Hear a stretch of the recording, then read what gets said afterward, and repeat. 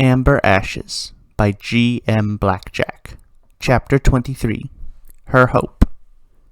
Dead. Rarity wasn't sure who had said that. It didn't matter. The meaning was more or less the same regardless of who it had come from. Applejack nodded. Through the chest, out the back of the neck. Silence filled the Thieves' Guild. Twilight turned to Rainbow. "What do we do now?" "Give me a second to think," Rainbow muttered. "What normally happens?"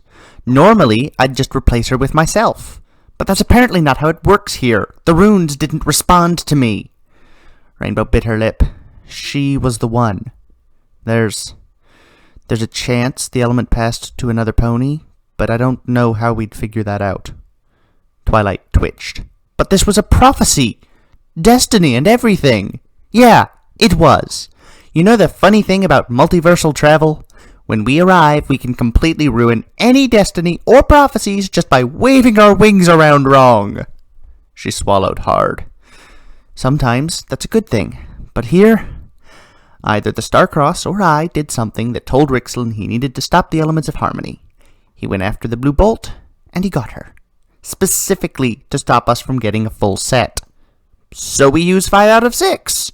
Doesn't work like that. We need her. Even if I knew the revive spell, which I don't, that only has a 50% chance of working anyway. The other option is time travel. You know how to do that, Empress?" Twilight frowned. Backwards time travel is impossible. In a lot of universes, yeah. No idea if that's the case here. "I don't even know what time travel is," Auburn said. "So that's a probably not," Rainbow sighed. "Well, there goes our trump card. Magic MacGuffin solution. Poof." Twilight shook her head. "Then we go to war. I organize the fleet of the galaxy and charge into the center of the planet. We smash Rixlin by force. If it wasn't so busy with the runes, it could snap its fingers and destroy the universe. Can you do that, even with all the power in Unity?" I don't know." "Then that's probably not going to work." "We've got other worlds. Surely there's something?" Rainbow sat down and sighed. "Maybe. I have no idea what it would be, though. The elements were what was intended to defeat Rixlin. That was the end of Rarity's journey. The victory. Maybe the Starcross Society? Do I need to tell you why that's stupid?" Twilight sighed. "No, they'd blow up the planet, at least. That's unacceptable." "Yeah, so..." Rainbow frowned. "Any pony have any ideas?" The thieves looked back and forth among each other before shaking their heads. None of them had any ideas. Twilight was racking her brain, getting redder and redder the more she didn't come up with anything. "So it's hopeless," Rarity said, drawing all attention to her. She held her head high and kept her jaw straight. "So what?" "Huh?" Twilight cocked her head in confusion. "I said, so what?" She found herself a wooden cube that looked like it was folding in on itself, resting her front hooves on it. "Yep, there's no hope. The worlds are doomed. We can't do anything about it." "Rarity," Rainbow began, only to be shut up by a steely glance from Rarity. "We had one chance, and before we even got to try it, it fell apart because our enemies were clever. Mistakes were made. Mistakes some of us might not even realize. So, why don't we just give up?" She noticed every pony shifting around uncomfortably. "Good." "Feels wrong, doesn't it?" She lowered her head, hiding her face. "Feels like there's a suffocating darkness closing itself around your heart, clawing, tearing, and shaking it. But your heart refuses to take the easy route. It won't give in, for that's wrong." She slammed her hoof on the box. "There is no hope. But that doesn't mean you stop." Of the crowd of ponies, only Rainbow seemed to understand so far. "The world is against you. The very fabric of our lives have been weaved toward the will of this demonic presence that lives in a place so distant our nightmares don't even go there. Some of us have gotten to experience endless success. She gestured at Twilight. Some of us have stuck out a claim despite it all. She gestured at Auburn. And some of us have been run into the dirt so many times we should be dead. She forced herself not to cry. But we live anyway. Twilight's confused look was replaced by one of pained pity. A few of the thieves seemed to be coming round, nodding to themselves. She saw a few ponies wiping their eyes already. But do you know what happens when you stop and give in to the darkness? You may not die. In fact, you may be cursed to live. But the world dies. You know you can't win. You know that trying will only hurt. But you know what else we know? She stamped her hoof. Refusing to try is no better than actively destroying it yourself. So yes, death is inevitable. Failure will come. But you will go on anyway. Not because you expect to win. If you need a victory at the end of the tunnel, you're going to be sorely disappointed. You go on because not just isn't worth thinking about. She jumped up onto the box with all 4 of her hooves. So here's what we're going to do. We are going to find the other ponies who should have been the elements. We are going to collect everything we have together, and then we are going to wander these universes, looking in every nook and cranny we can for something, anything that might help. And you know what? We'll probably never find anything that can kill Rixlin with a clap of the hoof. But it won't be able to ignore us. It can't afford to. With a deep breath, she tossed her mane back. So yeah, it's hopeless, and the world wants to see you fail. I could have told you that years ago. But we don't stop. We never stop. We keep walking until our bodies give out, and then we drag ourselves along the ground. And maybe, just maybe, we'll get lucky, Rainbow said, putting a hoof on Rarity's leg. Rarity looked at her in shock. She was about to say something demeaning, but the thieves erupted into shouts before she could. Twilight walked up, leaning down to whisper into Rarity's ear. For somebody that claims not to have hope, you sure have a way of inspiring it in others. Rarity waved a dismissive hoof at Twilight. It's just my life. Somehow both depressing and invigorating. You're a nice little paradox. Rarity allowed herself the slightest of smiles. Paradox, huh? Twilight's horn started glowing. Oop, that's the Unity Helix. Excuse me, yep, got it. Wait, it's that simple? Well, you've proven smarter than me once again. The student becomes the master. I have not said that a lot. Hey, no fair, you have perfect memory. Bah! This is very weird, Auburn whispered to Rarity. I saw a filly that became a floating eyeball create a firework that went to the sky. Auburn looked at her in shock. Rainbow coughed. Yes, she's serious, though she's leaving out some important details. Twilight was still talking to the Unity Helix. Right. Contact us in the other universe, then. She tilted her head, and her magic went off. So, those of us at Twilight Sparkle Scientific Solutions have discovered a simple solution to dimensional travel. I had been making the false assumption that whatever universe you were in at the time would be the center of dimensional transition.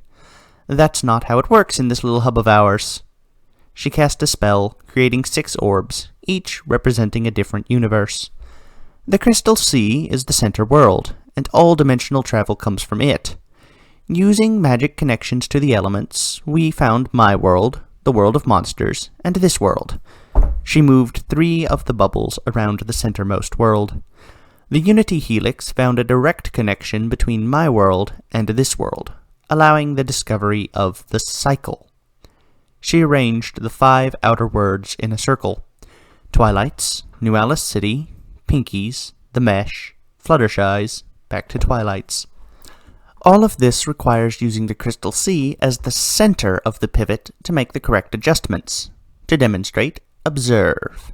She pointed her horn and ripped a portal directly to Pinky's world. Huh. It's dark over there now, Auburn observed. Most worlds have night and day, Rainbow explained. A time of light and a time of dark. Auburn nodded in understanding. And congrats, Twy. You've discovered the basics of dimensional connection theory. Rainbow rubbed the back of her head, which I never bothered to learn. Rarity rolled her eyes. Auburn, prepare your thieves. We may call upon you soon. Girls, let's move out. Applejack jumped through first. Rarity, Twilight, and Rainbow following. The portal closed behind them with a pop. Rarity heard a cricket chirp. I haven't heard that noise since childhood. Rainbow coughed. So, Applejack, Tower's cornerstone, it feels so good to say your full name. Where are they? Applejack blinked. I have no idea. Twilight chuckled. Watch and learn. She lit her horn and cast a spell. Fluttershy and her armor are about 2 miles that direction. Given the strength of her magic, I'd say she's sleeping. Sleeping? Rarity looked up at the night sky. That makes sense. Perhaps we should sleep as well. Waking her up would be very rude. Sleep where? Applejack asked. This looks to be a pretty standard Earth-like city, Rainbow said. Just find a hotel. Hotel? A place you pay to sleep in, Rarity explained. Huh. Don't think we have any money. Oh, we don't, Rainbow smirked. But there are always ways to get money, especially when you have uber magic alicorn. Twilight put an innocent wing to her face. Who, me? Yeah, there are any number of ways we could make quick cash, or make ponies think we had cash, or... Arr! A pony walking by shouted.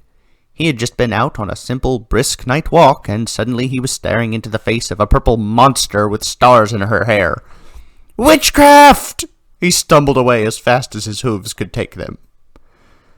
Might want to put that disguise back on, Applejack suggested. Right. Twilight cast a spell, turning herself into a rather unremarkable purple unicorn. I should learn that trick to remove my horn, Rarity commented. I'll teach you sometime, Twilight offered. You have the power to pull it off. Rainbow pulled her wings back. All right, girls. Time for a night on the town. Come on. Ooh, I like the sounds of that. Twilight clapped her hooves together. Dare I say, a party? I thought we were supposed to get some sleep, Applejack asked. Rainbow chuckled. Loosen up, AJ. We can have some fun grabbing our cash. Plus, I can show you the weird stuff Earth-like worlds tend to have. Exhibit A? Cars. Honk! Rarity winced as the car flew by. I think I prefer the cars of the city. I mean, yeah, these are noisier, but here you can actually use them to get around. Or we could teleport, Twilight said, teleporting them across the street. A few ponies screamed in terror as they appeared. Or not. Yeah, that's right. Pinky freaked out at my magic when we first met. Thought I'd sold my soul or something to get it. Oh, Rainbow blinked. Oh, I always forget about that, she face-hoved. Yeah, explicit magic probably isn't that good. Tends to get the government on your case or a mob. Both generally suck. They're holding rectangles at us, Applejack muttered. Phones, Twilight said. They're called phones. They take pictures of what's happening so other people can see them. It sounds like we're making a scene rather than money, Rarity chided. True, Rainbow scratched her chin. Hey, Twilight, want to earn it legitimately or illegally? Which way is more fun? Twilight asked. Illegally. Then duh. Going against the machine isn't a good idea, Applejack cautioned. Rarity put a hoof on Applejack's shoulder. Let them have their fun. This will either go perfectly or explode horribly in their faces. For her part, Rarity was just enjoying the sight of ponies that didn't look as though their lives were horrible or in danger. It was refreshing, and not as bizarre as New Alice City. See that brown thing the guy's holding? Rainbow said. That's a wallet, Twilight deadpanned. Oh, right, you know what those are. So, here's what you're going to do, Rainbow whispered in her ear. Twilight's grin began to widen the longer Rainbow kept talking. That's going to confuse them so much. Can you do it? You bet I can. Twilight lit her horn and created a wooden crate on the ground, prompting the crowd to gasp. Hey, who wants to see a magic trick? Rarity face-hooved. Applejack just looked nervous. Sure, a green stallion said, holding his phone up in his hoof. Great. Twilight teleported his wallet to her, holding it in her telekinesis. What? He reached for his pockets, surprised to find that he still had his wallet. What the... Twilight opened the wallet she had, raising an eyebrow. Sandy Shores? Interesting name. Let's see what you've got in here. Wow! Pictures of several real cute mares. In socks, nonetheless. Sandy Shores flushed, as did Rarity. Applejack blinked. I think I'm missing something. What do socks have to do with anything? Some pony universes consider them risk. Others don't. Rainbow shrugged. It makes for some really interesting moments when a pony from Universe B walks around Universe A in nothing but socks, like it's completely normal. You've worn socks just to mess with them, haven't you? Yup! Rarity was still trying to process how socks could be taken in a way that wasn't risk. They were socks, for crying out loud. Twilight folded up the wallet and stuck it in her mane. Okay, guess that's that. Hey, Sandy shouted, that's... You still have your wallet, don't you? Twilight asked. Yeah? Then what are you accusing me of? Stealing? Sandy Shores rubbed his head. What? Twilight smirked, suddenly teleporting several dozen wallets to her. I wonder who these are. Aha! BitTorrent and Chrome. Your wallets are a matching set. The two strangely named ponies pulled out their wallets and realized they had each other's wallets. Also, let's see. All right, who had the gold flake wallet with the built-in watch? She flipped open the gaudy wallet. Beyond Rich. This is an absurd amount of money to be carrying around in your wallet, sir. Glad you appreciate it, the golden stallion said with a smirk.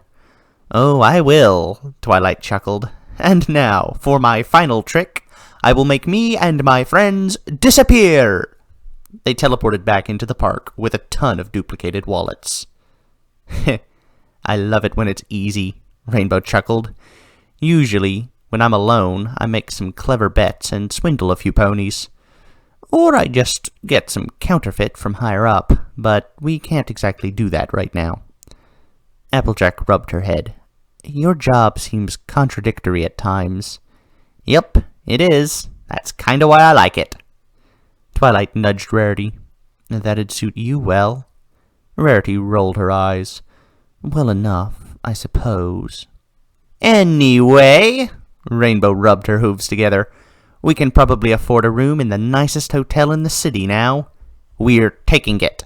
The best baths money can buy, a complimentary breakfast fit for kings, do-it-yourself spa treatment.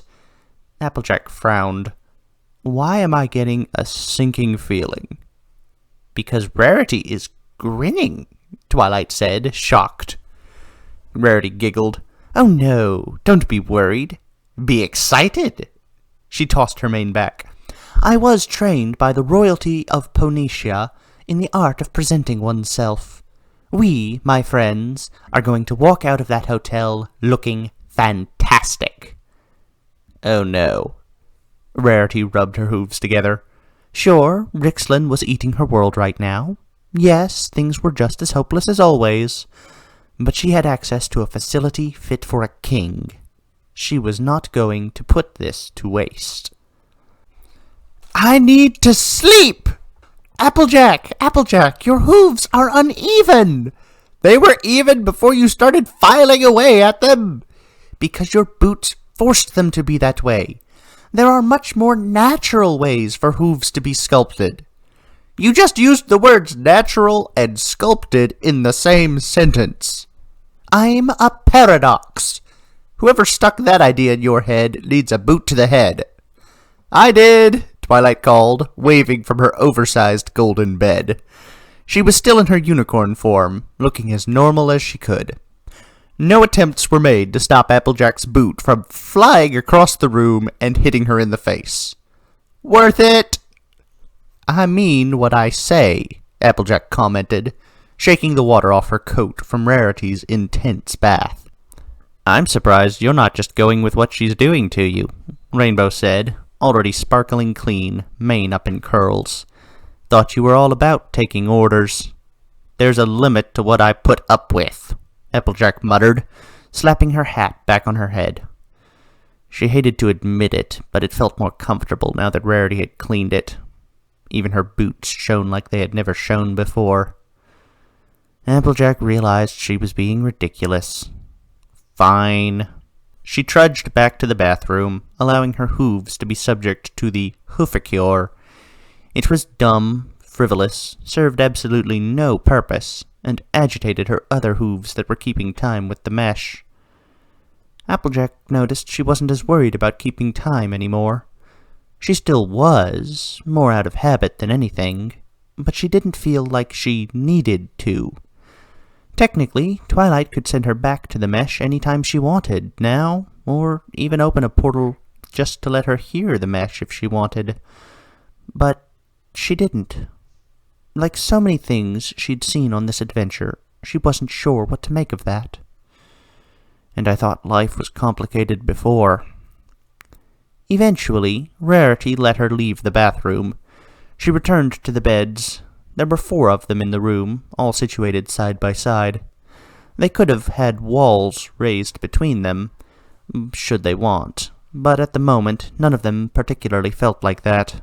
They all wanted to watch the TV, even though Rainbow and Twilight were really talking about things that had nothing to do with the sport on the screen.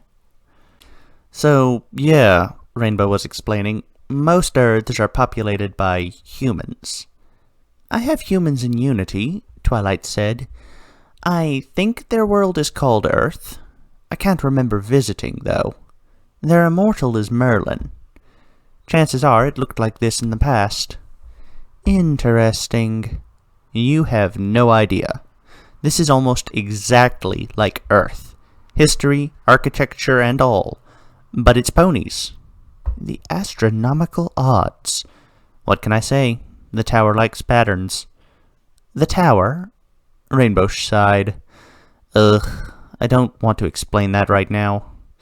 Has to do with destiny and fate. I'll explain when we aren't about to fall asleep. I'll hold you to that. Yay, more things I need to explain that I suck at. Twilight smirked. Even better. Rainbow rammed her face into a pillow and grunted. Applejack focused on the TV. There were a bunch of ponies talking fast about a thing called a fridge that kept stuff cold for a long time. That'd be useful on the mesh. Might be able to store up food bricks that way. Or she could just eat the food here. Who needed food bricks anymore? All sorts of stuff grew in these other worlds. Come to think of it, why would they even need the mesh at all anymore? What did it do that the other worlds couldn't do better? It kept them alive. Was there anything else? There had to be. Or did there? Huh. Maybe not. Twilight looked over to her. Doing okay over there? I have no idea, Applejack admitted with a shrug. Just thinking about the mesh, home, that sort of thing. You? Humans. Trying to remember what I know about them. Not much, admittedly. I'm thinking about this bed, Rainbow declared, flopping back onto the covers. Getting good sleep tonight. Applejack watched Rainbow as she laid down and tried to emulate it. There's no way this is how a pony is supposed to. Oh, wow. That's comfy.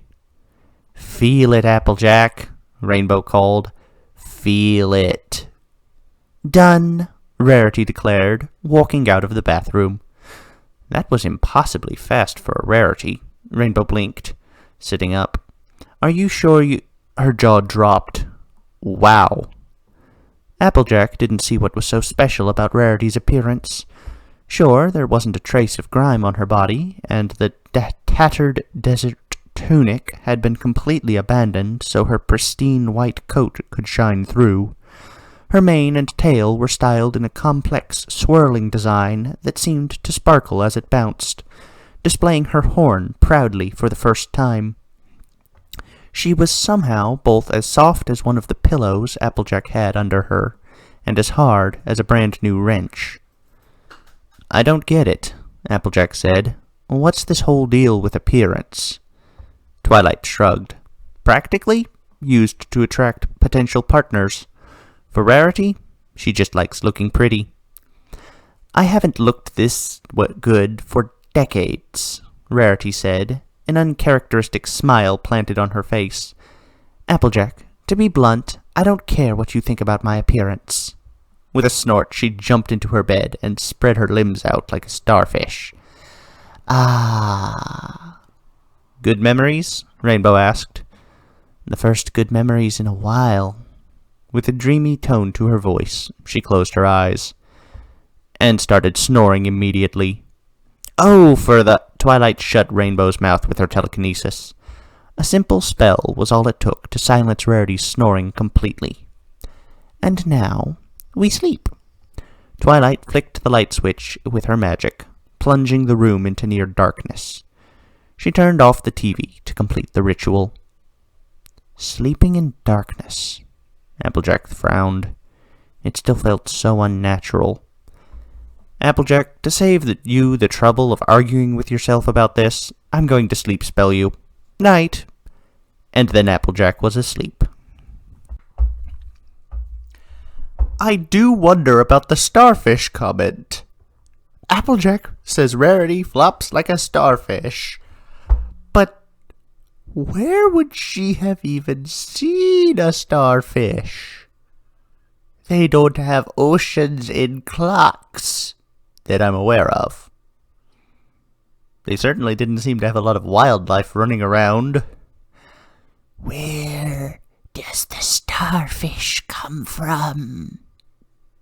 I'll admit right now my leading theory is it slipped through. Oops.